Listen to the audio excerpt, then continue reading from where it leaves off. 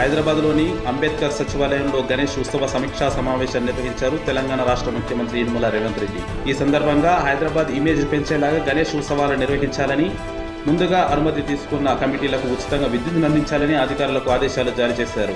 Supreme court guidelines ని దృష్టిలో పెట్టుకుని గణేష్ ఉత్సవ కమిటీలు, అధికారులు సమన్వయంతో ముందుకు వెళ్లి ఉత్సవాలు ఎలాంటి ఆటంకం కలగకుండా నిర్వహించాలని ఆయన ఈ సందర్భంగా సూచించారు.